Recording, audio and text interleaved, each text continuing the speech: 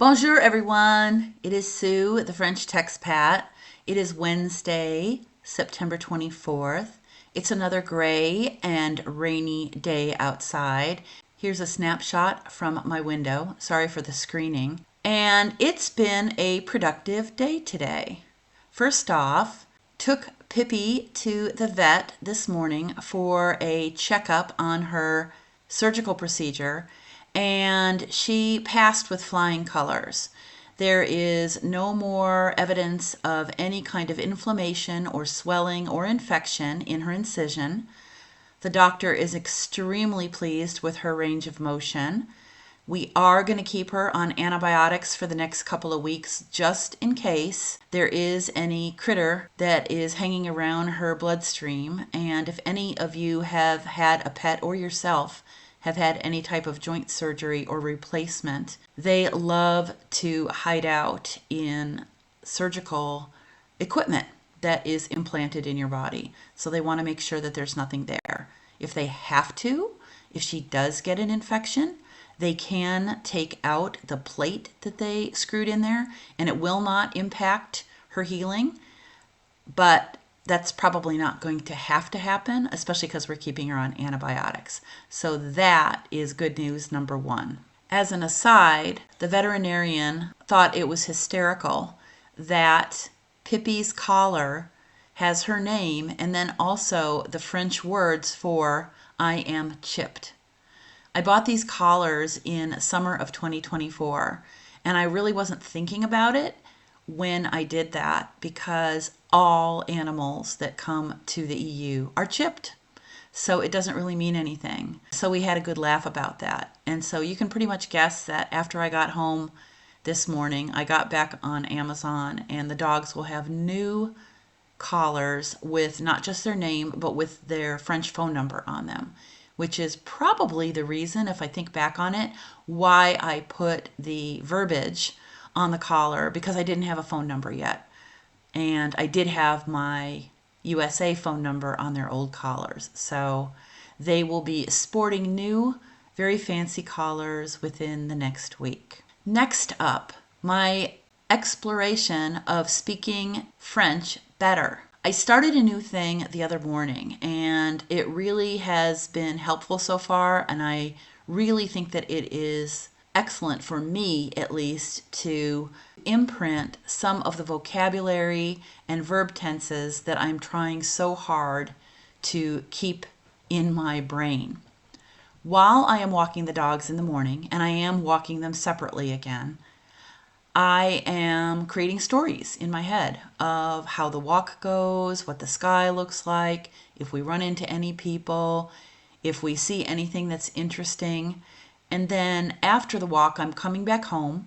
I'm writing it out in French without any help whatsoever. And then I am running it through a translator to see where I could have done better in terms of using a different word, using a different verb tense, using a different sentence structure. And I really, really think that it is helping. And it's fun at the same time. So that's always good. The other thing, I have gone back to my flashcards that I created starting last July. Let me see if I can pull these up here. So these are oopsie. So these are all verb flashcards. I decided last summer to pull out the 100 most used French verbs. And on the back of these cards, I have the present tense, I have the future tense, I have the imperfect tense, and I have the passé composé. At the bottom of the card, I also have the initial verb for the future antérieur tense and what I call PQP, which is plus que parfait, which I think is past perfect, down at the bottom of the card. And once I finish the last 20 of these, which are the ones I never finished up last September, so that's almost a year, then I will be picking a selection of those every single day and just basically drumming them into my head. In addition to that, I will be taking some entry level French speaking classes, which I think I mentioned in a prior video. Those classes start October 3rd, and then there are 2 other informal French speaking groups that I can also join, one on Tuesday afternoons and one also on either Tuesday or Thursday mornings or both. So making some progress and pushing myself to actually get involved in those. It's the only way that I'm going to move forward. And I do want to become proficient in French. Will I ever be a B2 or a C1, C2? No, probably never. But I want to get to a B1 if I possibly can. And I think that that's doable within the next year. And lastly, today at noon, I was on the first Microsoft Teams meeting I've been on since my job ended in May 2024. And it was all in French, and thank goodness it was a PowerPoint presentation. So as the joke goes, yes, it could have been an email, because of course we got a copy of the presentation sent to us afterwards.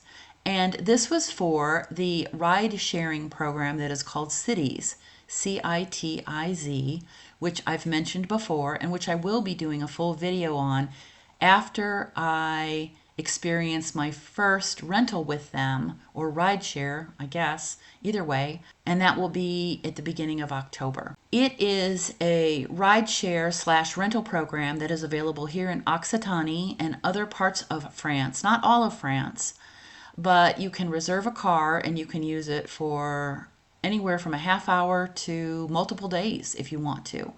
There are 2 cars that are based here in Albi. One is a large car type, it's a van actually. So if somebody needed to move a lot of people or furniture, for example, they could reserve that. And then the other one is just a small get around town car. So I will be using that. I will be testing it out on October 6th to go back down to the vet that I visited today and see how that service works. I was thoroughly impressed with the training session that happened today. The materials themselves are great, and what I did do is cheat, I guess you would say, while the presentation was going on, because it's all in French. I did use my Google Lens on my cell phone to hold it up to my laptop so that I could read all of the PowerPoint slide pages as the presenter was going through them. But of course we got a copy of it and I can actually read through it. It's pretty self-explanatory. It was really just going through the different steps that one would use in the app on your phone to reserve a car. You can also use the same app online if you choose to do it on your laptop or other device. I think one of the most gratifying elements of that presentation was that I probably was the only English speaker on. None of us were speaking. We all had cameras off and microphones off. But I was able to keep up, I would say 80% with the presenter. And I knew exactly what she was talking about. I didn't catch all of the nuances, but I think that that is an amazing amount of progress for being here almost 4 months now and having really dug into French starting in July 2024. But most of that progress, I guess I would say, is in reading comprehension and being able to understand things at a little bit more of a slower pace on YouTube or podcasts or shows on TV. But this was a live action that I couldn't slow down. So yay me for being able to follow through. So those are pretty much what happened today.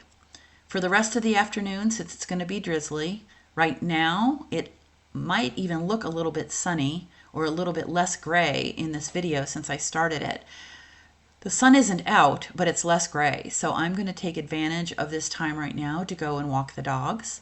Then I'm going to come back and make another cup of hot tea, finish my flashcards, and that'll be a good way to close out hump day, at least from a work perspective. So I wish you all a bonjour. Take care of yourself. I'll see you again soon, and au revoir.